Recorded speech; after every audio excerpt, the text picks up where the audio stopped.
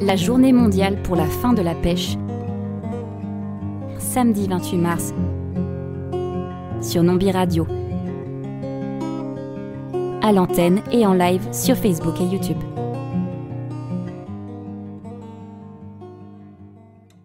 Mesdames, Messieurs, comme nous l'avons répété plusieurs fois tout au long de la journée d'hier, ce sont plus de 100 manifestations qui ont dû être annulées à cause du coronavirus. Et cependant, plutôt que de se laisser abattre, on a décidé de vous proposer de profiter de ce confinement, si toutefois vous faites partie des personnes ayant eu la possibilité de se confiner, profitez donc de cette situation pour faire un bilan des modes d'action et des stratégies utilisées pour défendre les sentients des milieux aquatiques que l'on nomme par exemple les poissons. Pour développer notre réflexion, nous accueillons dans un instant au micro Pia Chazard pour l'association PEA. Nous accueillons également Aline Gross pour l'association 269 Life France. Nous accueillerons également Amandine Sanvicens pour Paris Animaux Zoopolis. Et enfin, nous accueillerons Lamia Essemlali pour Sea Shepherd France. Alors l'objectif ici, ce n'est pas de déterminer si une action fonctionne ou non dans l'absolu, mais de faire un point sur ce que différentes modalités et stratégies apportent à la lutte et sur ce qu'elles révèlent comme contraintes, limites ou, au contraire, comme opportunités. Pia Chazard, bonjour, comment vas-tu ? Bonjour, ça va bien. Ça va bien. On commence par toi parce que, en tant que présidente de PEA pour l'égalité animale, tu es celle qui coordonne au sein justement de cette association qui a vu naître cette journée mondiale pour la fin de la pêche. Tu es celle qui coordonne les actions ou qui les rassemble sur le site. Est-ce qu'on peut avoir un retour historique sur ce rendez-vous annuel, dans ce qu'il a d'important ? Bon, alors déjà juste pour préciser, c'est pas moi qui coordonne toute seule. Il y a quand même plein d'autres personnes qui travaillent sur ce projet et des personnes qui travaillent même beaucoup plus que moi sur ce projet. Donc je suis pas la principale coordinatrice de la campagne, même si je fais partie effectivement du groupe de travail. Donc en fait, l'idée de la journée mondiale pour la fin de la pêche, c'était de visibiliser les animaux aquatiques parce que on se rendait compte que même les associations ouvertement antispécistes parlaient jamais des poissons et des autres animaux aquatiques. Et puis bon, ça il faut dire quand même que c'est la 4e année où on fait cette action de la journée mondiale pour la fin de la pêche. Le contexte a changé, heureusement, il a changé plutôt vers le mieux. Et on voit de plus en plus d'associations aller dans la direction d'une plus grande considération envers les animaux aquatiques. Mais c'était pas du tout le cas il y a 4 ans. Il y a 4 ans, c'était très rare de trouver des manifestations, des actions ou même des informations sur la pêche et donc sur la pêche et les animaux aquatiques. Et donc on a décidé de lancer cette journée mondiale sur le même modèle en fait de l'autre journée mondiale qu'on avait lancée une année auparavant, qui était la journée mondiale pour la fin du spécisme, qui a lieu le dernier samedi du mois d'août. Et comme on avait déjà cette expérience, on voyait que c'était quelque chose qui fonctionnait, qui intéressait les associations, on s'est dit que c'était l'occasion en fait d'encourager les associations à prendre un moment pour dénoncer en fait les horreurs que subissent les animaux aquatiques aussi. Quand tu dis les animaux aquatiques, c'est important parce qu'on a une tendance à quand on parle de pêche à penser aux poissons, mais il y a aussi donc les céphalopodes, les crustacés. Au moment où vous élaborez ou vous concevez cette journée mondiale pour la fin de la pêche, est-ce que vous avez conscience de ce à quoi vous allez vous confronter en termes de réalité ? Malheureusement oui, en fait c'est ça qui nous a poussé à lancer cette journée mondiale, parce qu'on se rendait bien compte de l'immensité du travail qu'il y avait à faire, de l'immensité des souffrances qui avaient lieu en fait en mer, si on veut. Et puis on voyait bien que c'est un travail titanesque, encore bien plus compliqué en fait que quand on parle des abattoirs. Et c'est pour ça qu'on a lancé cette journée mondiale. Maintenant, c'est vrai que ça reste une journée qui est symbolique et qu'il faudrait l'accompagner de plein d'autres actions et d'associations entièrement dédiées à la question de la pêche, quoi. Ok. Yves Bonardel parle dans son entretien d'un rapport à la culture qui se fait pas. Est-ce que tu as remarqué des changements en 4 ans d'un point de vue culturel ou pas, depuis que vous élaborez cette journée mondiale? Oui, moi je trouve qu'il y a eu un très grand changement dans la façon dont les associations animalistes ont de traiter la question des animaux marins. Et donc, maintenant, ils traitent la question. Alors qu'avant, c'était complètement inexistant. On avait quand même passé un moment à regarder le discours des associations, où elles en sont, qu'est-ce qu'elles racontent. Pas que ce soit seulement nos impressions comme ça. Là, on voit que il y a de plus en plus, les grandes associations, si on veut, les associations qui ont beaucoup de moyens, je pense par exemple à Mercy for Animals, ou PETA, ou ces grandes associations, aujourd'hui, on voit qu'elles ont de plus en plus de contenu, d'information et de sensibilisation sur les souffrances que vivent les poissons et les autres animaux aquatiques. Et ça, c'est quelque chose qui était inexistant avant. Okay. Et en plus de ça, il y a des organisations qui voient le jour, qui sont entièrement dédiées à la question des poissons. Et ça semble être, en discutant avec des personnes qui militent dans d'autres assos, et là je parle de grandes assos aussi, ça semble être mis en avant comme l'une des priorités qu'il va falloir, une cause qu'il va falloir porter comme une priorité ces prochaines années. Ok, une cause qu'il va falloir porter comme une priorité, ça veut dire que tu as d'ores et déjà des idées sur ce qu'il va falloir mettre en œuvre ou sur la stratégie qu'il faudrait avoir? Mais moi, j'ai pas d'idées. Oui, j'ai des idées, mais je veux dire, là, c'est quelque chose qui va demander, comme d'habitude, jamais une seule stratégie, mais plusieurs stratégies différentes, simultanées, pour vraiment avoir de l'effet. Mais j'ai quand même bon espoir, parce que même si ces choses sont très lentes, oui. Mais j'ai quand même bon espoir parce que je vois qu'il y a vraiment de conscience du côté des associations animalistes qu'on voyait pas il y a 4 ans. Ok. Tu as dit qu'il y avait de plus en plus d'associations qui avaient pour sujet exclusif presque ce thème des animaux aquatiques. Est-ce qu'il y a une association qui vient de naître qui a attiré tout particulièrement ton attention? Même si j'imagine évidemment, tu dois toutes les respecter. C'est pas la question, mais est-ce qu'il y a un discours type qui d'un seul coup t'a fait montrer qu'il y avait quelque chose qui émergeait? Moi, là où j'ai le plus réalisé en fait le nombre de projets qui étaient en train de se mettre en place, c'était l'été dernier, je suis allée à la grande conférence d'Effective Altruisme à Londres, qui est la Effective Altruism Global, où il y avait... Ce qu'on appelle l'altruisme efficace, c'est ça? Voilà. D'accord. L'altruisme efficace.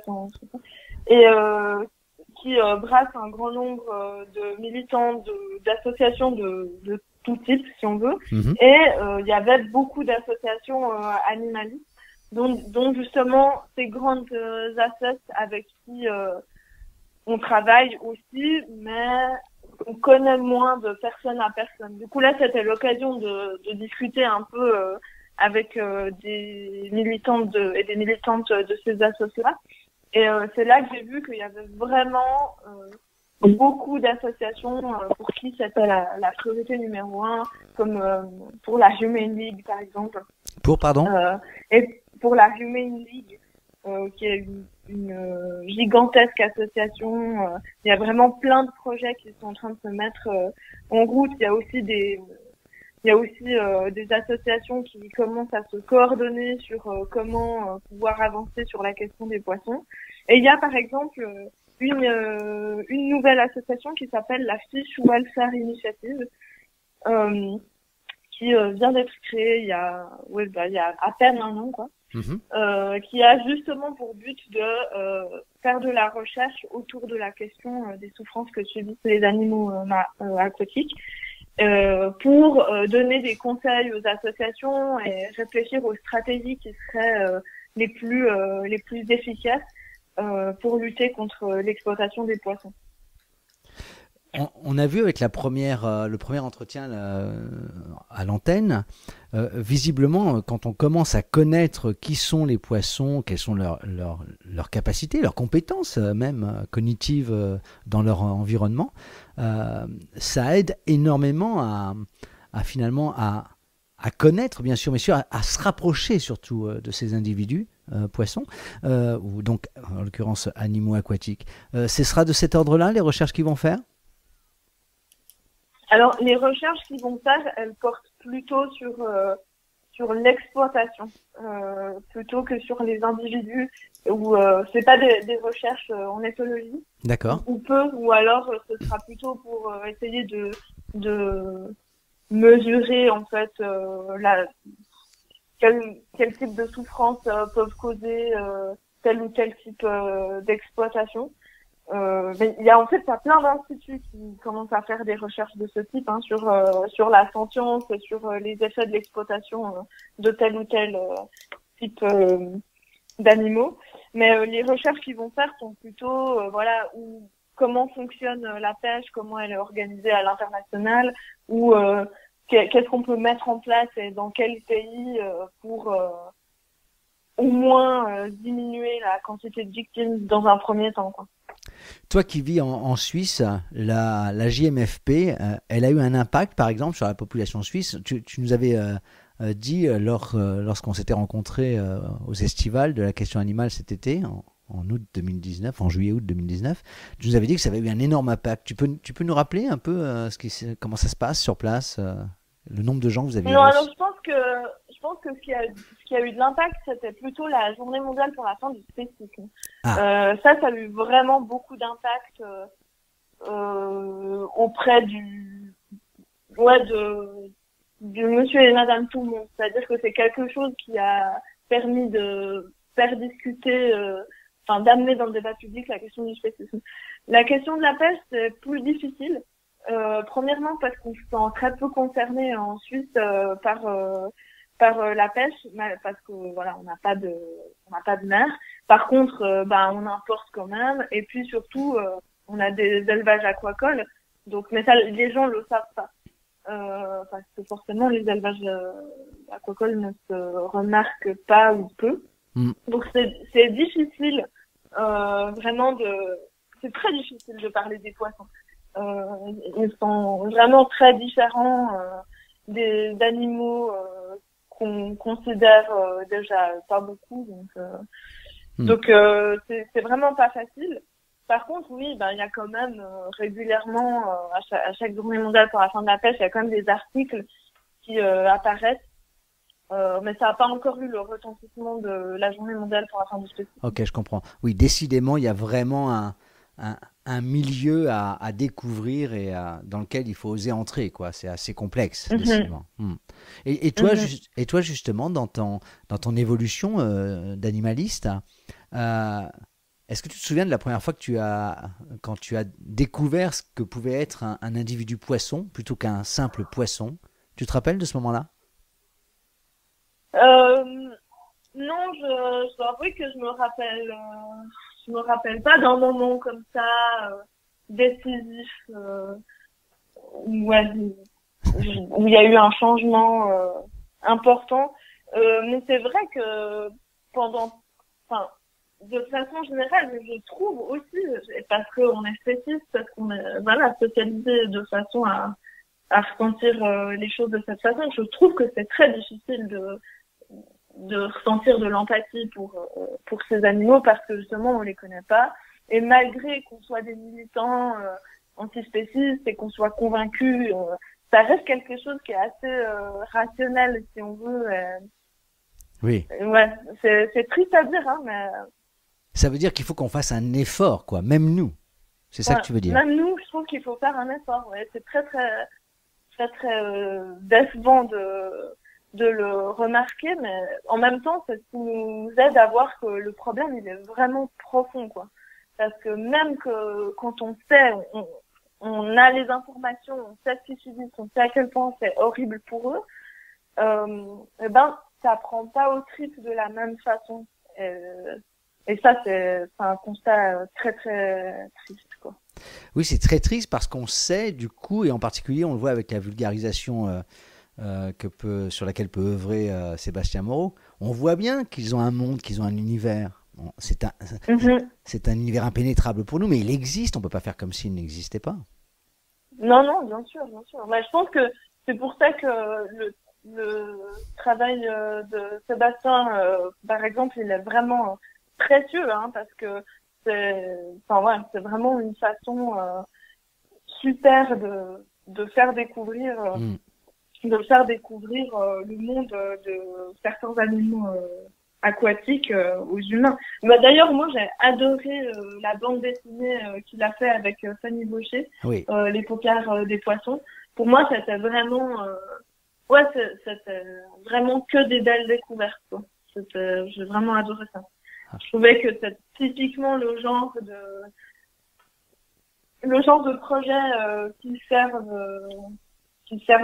la cause.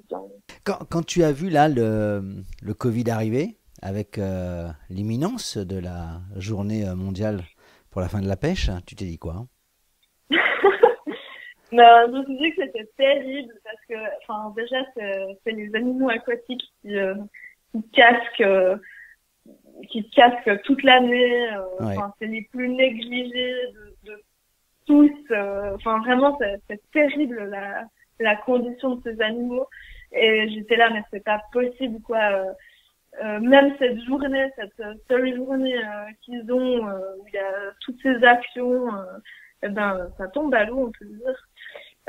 J'ai trouvé ça trop triste. Mais voilà, on le voyait venir parce qu'on a très vite eu des associations en Allemagne qui ont commencé à annuler. C'était les premières associations à annuler les événements.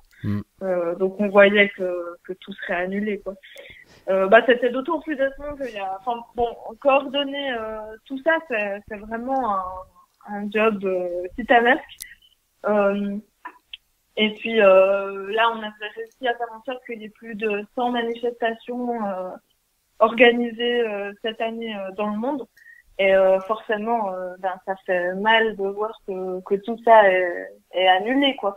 Mais je suis quand même contente parce que je vois qu'il y a beaucoup d'associations qui ont transformé leurs actions en des actions web, des choses comme ça. Donc, on pas baissé les bras et qui se sont dépêchés de mettre en place un plan B, quoi. Ok, ça veut dire que ça a plutôt bien pris. C'est un vrai mouvement maintenant, la libération des animaux aquatiques. Allons pas trop loin non plus, mais je trouve que oui, on voit très souvent, par exemple, la Journée mondiale pour la fin de la pêche, elle a vraiment pris dans les milieux animalistes, moi j'ai l'impression. On trouve parfois des associations en parler sans que ce soit nous qui soyons allés les solliciter pour participer. Puis des associations, là je viens de voir passer un post d'une assoce en Équateur par exemple, oui. Qui fait pas partie des associations qui avaient prévu une action, qui fait un post sur la journée mondiale pour la fin de la pêche. Donc auprès des associations, la journée mondiale, elle a été intégrée comme un événement annuel. Et ça, c'est vraiment chouette à voir parce que ça devient de plus en plus autonome. Il y a moins besoin de solliciter les gens françaises. Il y a quand même besoin, mais disons qu'il y a des choses qui se créent sans qu'on doive trop pousser pour. Par contre, le reste de l'année, pour la plupart des associations, le travail est focalisé sur les animaux comme terrestres, les mammifères, quoi. Oui. Ouais. Oui. Mais même nous à PEA, hein, c'est pas facile de parler de ça Mais même nous qui avons lancé la journée mondiale, qui sommes convaincus de l'importance de parler des animaux aquatiques, on a encore une proportion d'actions qui est très, voire peut-être trop grande, qui sont consacrées. Quand Yves dit que c'est une bataille culturelle, c'est vraiment au plus haut point, quoi. Oui, non, mais c'est vrai, moi, je suis complètement d'accord avec lui. Il y a une vraie bataille culturelle à faire, mais pas seulement culturelle, parce que les effets sont très très concrets et que je pense qu'il y a déjà pas mal de choses qu'on peut faire maintenant pour améliorer les conditions de vie de certains animaux aquatiques, quoi. Ok, donc c'est plutôt positif, même si cette année, malheureusement, comme tu l'as dit, tout est tombé à l'eau. C'est plutôt positif, il y a de plus en plus d'associations qui prennent en compte ce combat, qui s'en motivent. Et tu as vu en particulier l'an dernier, dans ce rassemblement, des associations qui venaient en ce nom-là s'intéresser à la chose. Ça veut dire que probablement les choses peuvent changer. Qu'est-ce qu'il faudrait qu'il puisse changer, et je terminerai avec ça si tu veux bien, d'un point de vue politique maintenant. On voit par exemple, et on en parlait avec Yves, le nombre de subventions incroyables qu'il y a soit à l'achat de chalutiers, soit au fait de financer le départ des chalutiers hors des ports pour aller à la pêche. Est-ce qu'il y a une possibilité d'agir là-dessus ou pas? Pour l'instant, c'est vraiment trop tôt. Je pense que, et c'est pour ça que je pense que l'idée de faire quand on a mis en place la campagne de la Journée mondiale pour la fin de la pêche, c'est une campagne où dans la coordination, en fait, on s'adresse à des associations plutôt qu'au grand public. Donc la première chose à faire, et je pense que c'est un pas qui est maintenant bientôt acquis, c'est de s'adresser aux associations animalistes pour qu'elles prennent au sérieux cette cause, et que maintenant, ce qu'il faut, c'est que chacune de ces associations fasse pas que de participer à la journée mondiale, mais elles-mêmes mettent en place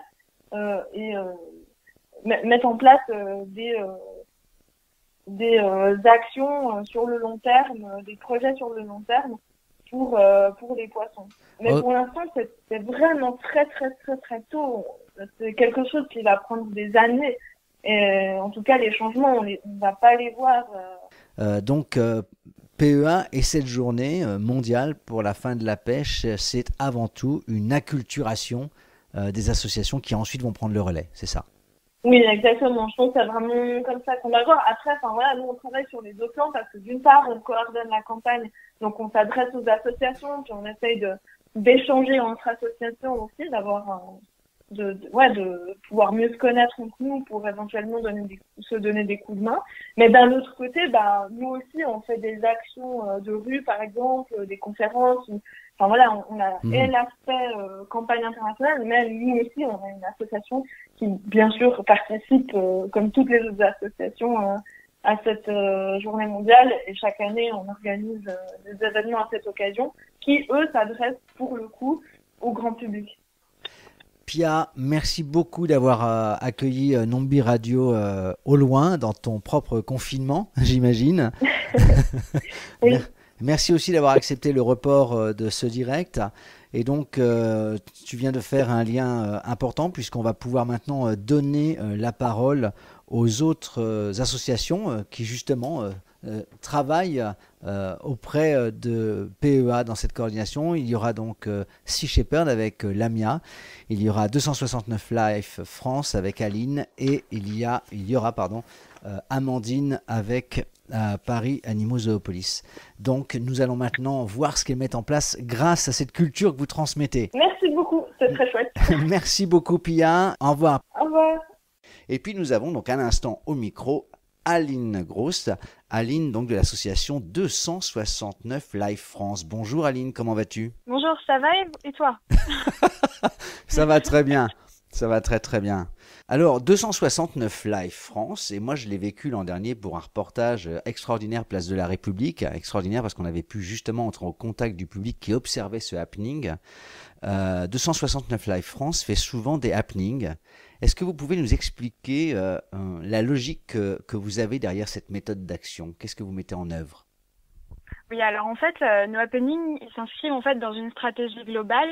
Donc notre stratégie à la base, c'est lutter en fait pour la reconnaissance des intérêts fondamentaux de tous les animaux et contre le spécisme. Du coup, bien sûr, là-dedans, on va inclure la lutte contre le massacre des poissons. Et donc en fait, on cherche à dénoncer et à visibiliser le massacre en cours envers les autres animaux. Et du coup, en fait, si on veut reprendre un peu les concepts philosophiques, on est plutôt dans un antispécisme qui va se traduire individualiste et déconstructiviste. Donc, qu'est-ce qu'on entend par là? Donc, en fait, c'est des concepts philosophiques qui ont été élaborés par Cédric Stolz, qui est porte-parole de notre association et philosophe. Et en fait, du coup, dans l'antispécisme individualiste, on va plutôt chercher le changement des comportements individuels.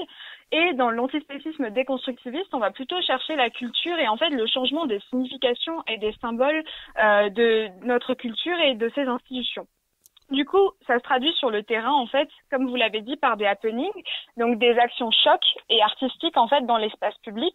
Donc, pourquoi l'espace public? Je pense, comme pour toutes les autres associations, en fait, on va là où on va toucher le plus de gens, et les gens qui ne sont pas forcément sensibilisés à l'antispécisme, ou du moins qui ne veulent pas forcément entendre le discours antispéciste. Ok. Et du coup, d'un point de vue, en fait, quand on dit choc et artistique, en fait, ça se traduit tout simplement par des mises en scène qui utilisent du faux sang. Donc c'est déjà assez choquant pour la plupart des gens. Et ensuite, on utilise aussi beaucoup l'analogie en fait avec les corps humains, c'est-à-dire qu'on met nos militants dans des situations similaires à ce que vivent les autres animaux. Et du coup, c'est pour que les gens en fait fassent le parallèle, se mettent à la place. On fait un peu une inversion des rôles pour que vraiment les gens comprennent et soient touchés directement par ce qui se passe pour les autres animaux. Et bien sûr, autour de ça, on a des pancartes, des discours avec différents slogans qui sont culpabilisateurs, responsabilisateurs et factuels. Et notre but, en fait, aussi, c'est de toucher les médias. Et c'est pour ça qu'on fait des actions choc aussi, c'est parce que ça va être relayé. Et du coup, on veut faire vraiment exister le discours antispéciste dans le débat public, donc dans la presse. Et on veut aller au-delà, en fait, des dialogues qu'on peut avoir dans la rue avec le tractage, mais vraiment faire exister l'antispécisme au-delà, en fait, et aller dans le débat public pour que le maximum de gens en soient sensibilisés. Voilà. Ok, donc c'est une déconstruction qui passe d'abord par le fait de voir des images qui nous montrent la réalité des situations. En fait, du coup, on va vraiment chercher. En fait, il faut s'imaginer que quand quelqu'un passe dans la rue et qu'il y a notre action en cours, déjà la personne n'a pas forcément le choix de voir cette action et du coup n'a pas le choix de voir, en fait, de se confronter à la réalité de ce qui se passe pour les autres animaux. Du coup, elle peut détourner le regard, elle peut continuer son chemin sans regarder l'action, mais en fait, elle aura vu, il y a une image qui s'est inscrite dans son esprit. Et voilà, ensuite, il y a des gens qui vont rester, qui vont regarder la mise en scène. Souvent, on fait des mises en scène un peu théâtrales, un peu artistiques, voilà.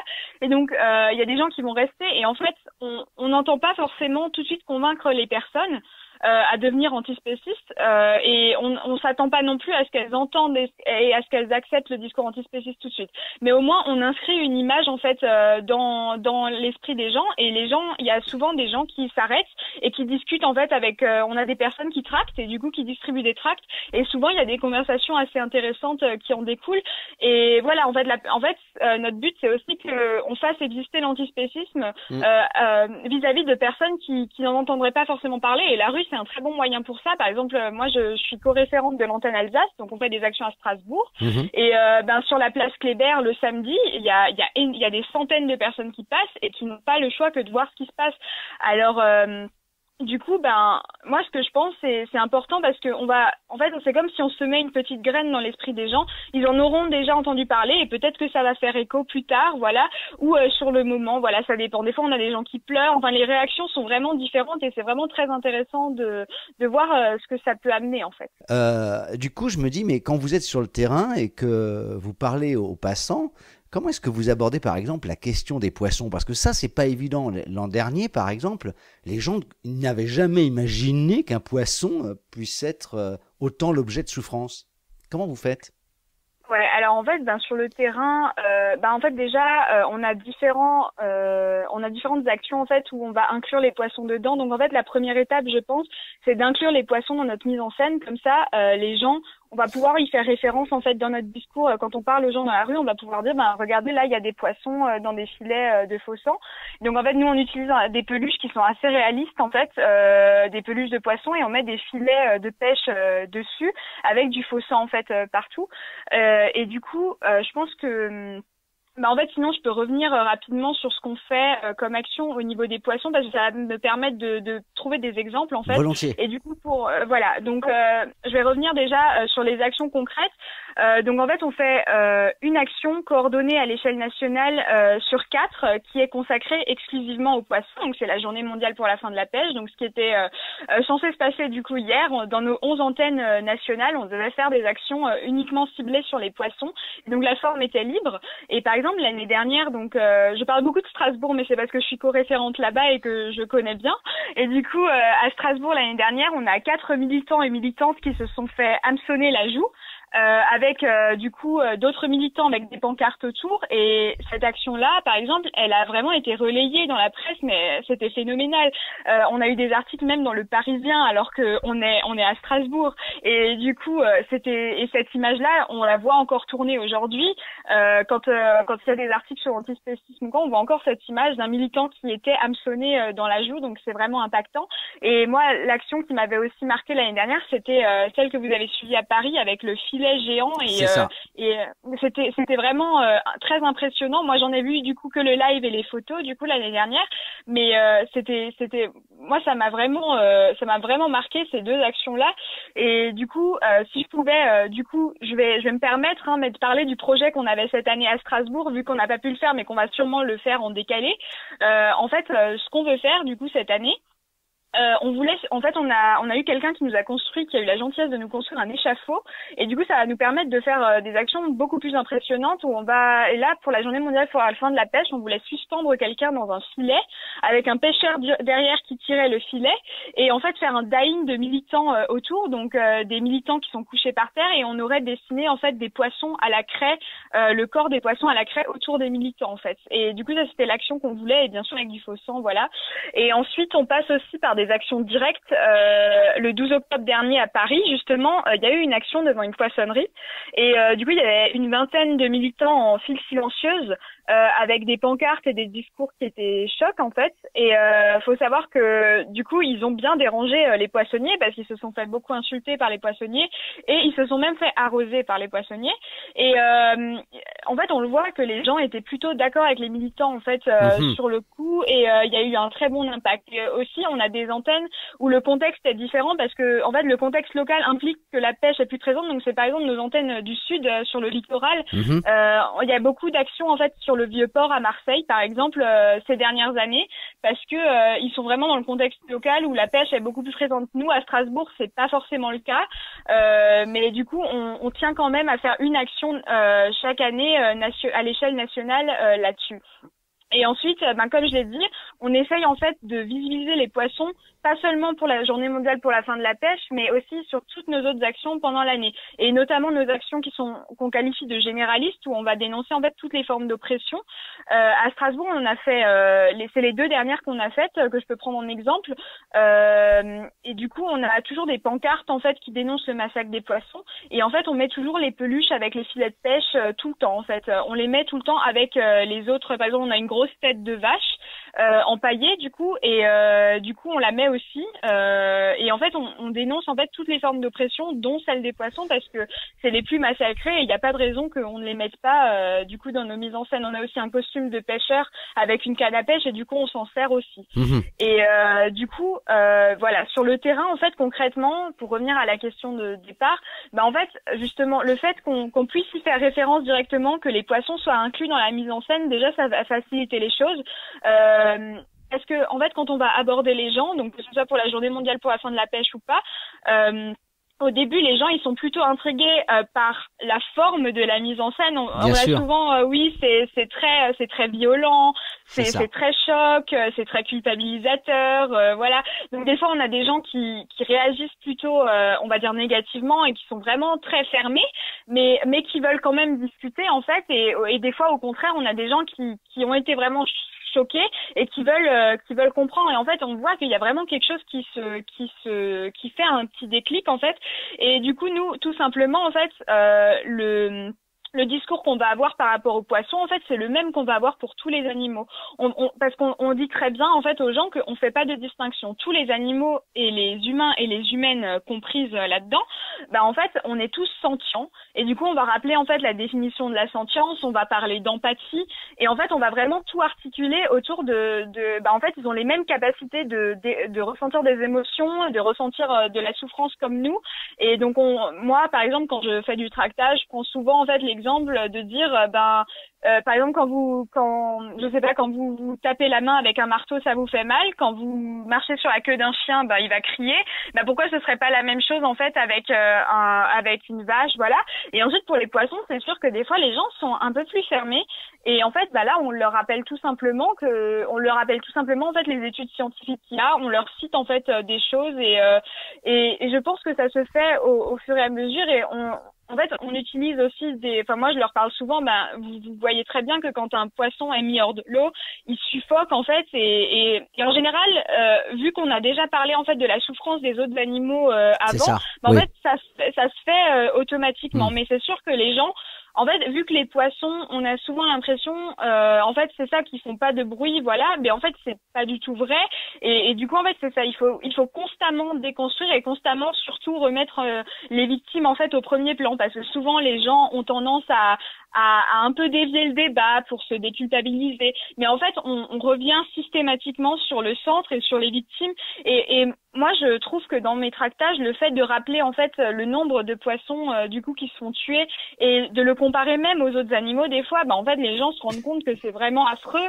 Et du coup, il y a vraiment un déclic qui se fait parce que le massacre des poissons, malheureusement, est gigantesque. Gigantesque, c'est ça. Et du coup, les gens tombent souvent des nues. En fait, ils réalisent pas. Déjà, rien que d'utiliser le mot de chaque année, de dire c'est 2000 milliards, déjà ça, c'est au-delà de ce qu'ils pouvaient imaginer. Du coup, en fait, on les remet toujours au cœur du débat.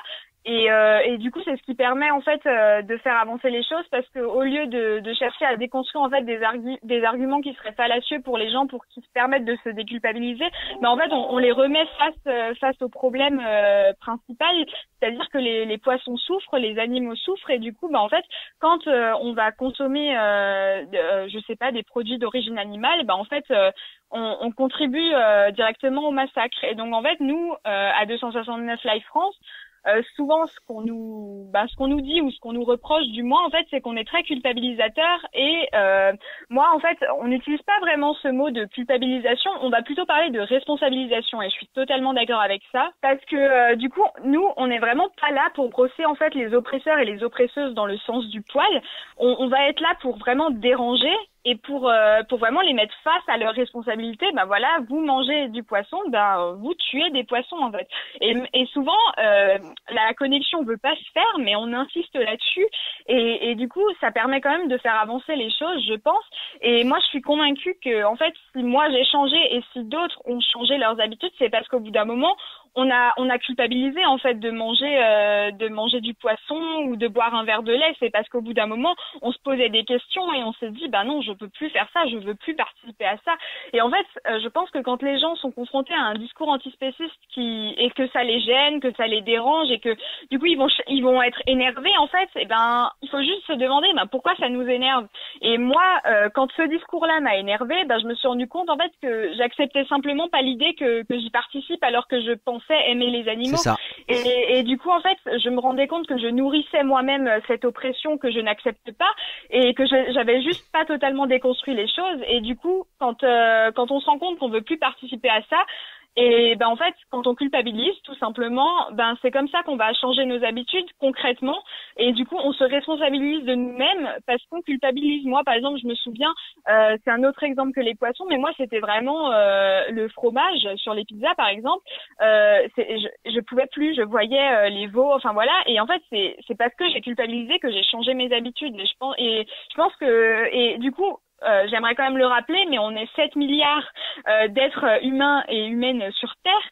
Du coup, je pense qu'on est tous différents et qu'il y a il y a plein de stratégies qui vont nous convaincre ou ne pas nous convaincre. Et du coup, c'est pour ça qu'il faut vraiment multiplier la variété de nos stratégies et de nos modes d'action, en fait, pour essayer de convaincre le plus grand nombre. Parce que la stratégie de 269 Live France va parler à certaines personnes, mais ne va pas du tout parler à d'autres. Et c'est pour ça que je suis contente qu'il y ait autant d'associations avec autant de stratégies qui se développent.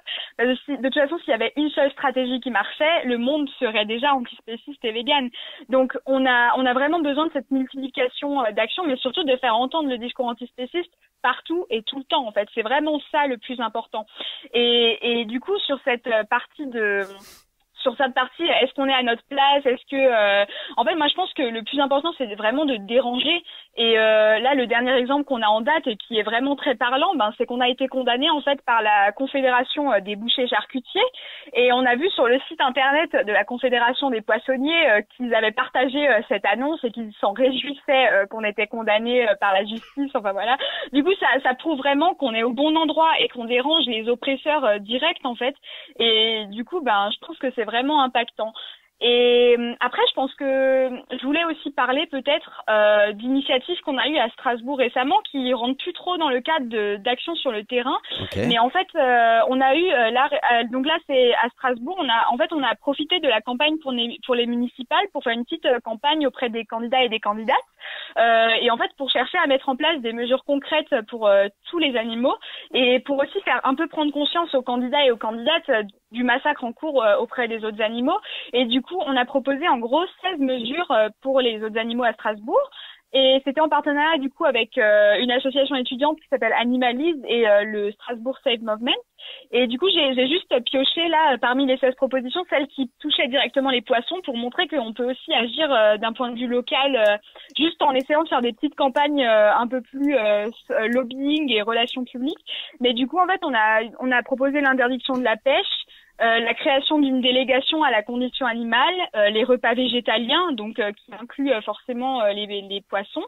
Et on a aussi voulu faire des projets de sensibilisation et sur la sentience des animaux dans les écoles, l'arrêt de la vente d'animaux en animalerie, le contrôle et les restrictions sur les commerces spécistes, dont les poissonneries, et l'arrêt de l'expérimentation animale à l'université de Strasbourg. Et du coup, on voit que en fait les poissons sont impliqués quand même dans pas mal de choses au-delà de la pêche. Mais du coup, l'avantage que ça a eu, cette petite initiative, c'est qu'on a quand même eu des listes qui en ont parlé en fait à tous leurs militants pour inclure ou non dans leur programme en fait les choses.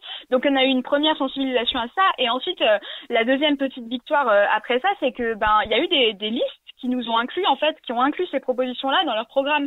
Et je trouve que c'est vraiment très intéressant en fait. Et donc ça, c'était une petite initiative locale, au-delà de nos happenings qu'on fait traditionnellement. Et bien sûr, notre stratégie principale, c'est de faire des happenings, mais juste en fait pour mettre en avant en fait ces petites initiatives qui peuvent, dans ce contexte-là, des municipales, qui peuvent faire des grandes choses en fait pour les animaux. Voilà. Aline, je n'en reviens pas de cette capacité à penser en fait la stratégie en termes de moyens qu'on se donne, et je sens moi à quel point et on l'a vu avec Pia Chazard qui a pris la parole juste en amont dans cet entretien, depuis 4 ans qu'il coordonne cette journée mondiale pour la fin de la pêche. Oui, c'est incroyable à quel point aujourd'hui, les organisations antispécistes ont pris à bras-le-corps ce rapport aux poissons et l'ont intégré finalement dans toute une grande dynamique antispéciste. Moi, je pense que les choses sont en train de changer de fond aussi dans les organisations. J'ai cette impression-là quand je t'entends. Maintenant, j'ai l'impression aussi que pour pouvoir aller encore plus loin, vous devez développer, et tu vas me dire si c'est ce que vous faites pardon, ou pas, une sacrée bienveillance envers tous ces gens qui sont fatalement votre auditoire. C'est-à-dire, votre auditoire n'est pas des gens qui sont pour nos idées antispécistes, mais qui sont fatalement contre. Et le seul moyen de se faire entendre, c'est cette bienveillance, c'est ça ? En tout cas, moi je dirais pas pour 269 en tout cas. Alors par exemple, si je reprends en fait l'exemple de la campagne qu'on a eue pour les municipales, donc on a rencontré les candidats et les candidates. On a toujours été très clair en fait sur ce qu'on voulait. On n'a jamais adouci notre discours en fait par rapport aux personnes qu'on avait en face de nous. Et je le répète, on n'est pas là pour brosser les oppresseurs et les oppresseuses dans le sens du poil. On était toujours très clair sur les différentes choses. On avait par exemple pour l'interdiction de la pêche, on a clairement rappelé voilà tout ce qu'il y avait, et surtout qu'à Strasbourg c'est de la pêche, on a beaucoup de pratiques de no-kill entre guillemets, et donc en fait c'est des gens qui vont je le répète juste, mais c'est des gens qui vont pêcher et en fait relâcher les poissons, mais quand on fait ça en fait le poisson déjà la plupart du temps est blessé et mortellement la plupart du temps, et ensuite a une souffrance psychologique intense, et donc c'est mortel en fait.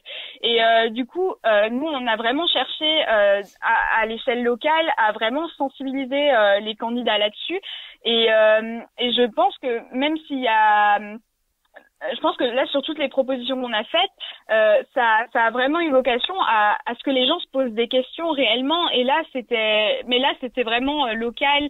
Et donc, je pense qu'il y a pas de, en fait, on peut, je pense qu'il faut juste rester, quand on fait ça, en fait, il faut juste garder toujours en tête, notre credo.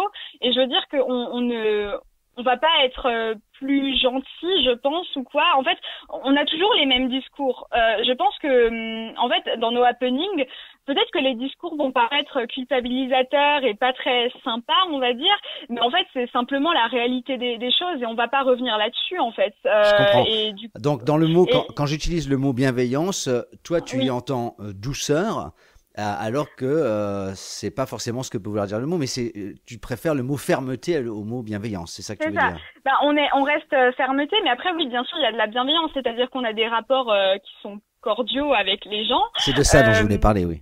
Ah d'accord, oui. Ça c'est dans nos happenings, c'est la même chose en fait. Je pense que quand les gens vont sur nos happenings, il y a de la violence verbale du côté des gens qui vont peut-être nous insulter. En tout cas, en général, nous, je sais que quand on traque, c'est des échanges qui sont très cordiaux entre les gens. Bien sûr, il y a des gens qui peuvent s'énerver et tout ça, mais de notre côté, en tout cas, en fait, la violence, elle est simplement dans la forme de l'action qu'on prend. Ça. Elle est simplement dans le visuel, mais je veux dire, nos discours vont être chocs, vont être culpabilisateurs, mais après, notre façon, nous, d'échanger avec les gens après sur le terrain, non, elle reste cordiale, mais ferme, voilà. Ok. Je pense que j'ai juste, voilà. Ok. Donc, cordialité et fermeté sont les deux maîtres mots. Ne rien lâcher du principe supérieur de tout ça, c'est l'antispécisme qui doit gagner. Oui, c'est ça, ouais. Ok. Aline, merci beaucoup. Je crois qu'on a une vraie résonance de ce que désire 269 Live France en termes de positionnement dans la lutte, et que avec ce qu'on vient d'entendre, les personnes qui vont se reconnaître dans cette dynamique sauront où vous rejoindre. Et puis toutes celles qui se questionneront sur l'état d'esprit des gens qui sont dans la lutte pourront bien comprendre à quel point cette fermeté n'est pas justement violence. Est-ce qu'il y a quelque chose que tu aimerais dire à tous nos auditeuristes pour cette suite de la journée? Moi, je voulais remercier déjà toutes les personnes qui s'engagent au quotidien pour défendre les poissons, mais aussi tous les autres animaux et toutes les oppressions en fait au-delà de l'antispécisme, et remercier bien sûr tous les militants et militantes de 269 Live France qui s'engagent vraiment à fond, et donc je les remercie, mais je remercie bien sûr tout le monde qui continue de se battre en fait, voilà, et n'hésitez pas en fait à rejoindre une association antispéciste. Si la stratégie de 269 Live France vous correspond, vous êtes bien sûr les bienvenus. Et voilà, c'est juste des remerciements pour tout le monde, et que la lutte continue surtout, et qu'on continue pour elles, pour eux et pour la fin du spécisme, vraiment. Voilà. Aline Gross, ça a été vraiment un plaisir de te rencontrer. Merci beaucoup, et je te dis à bientôt sur des actions. Au revoir. À bientôt, au revoir. La journée mondiale pour la fin de la pêche, samedi 28 mars, sur Nombi Radio, à l'antenne et en live sur Facebook et YouTube.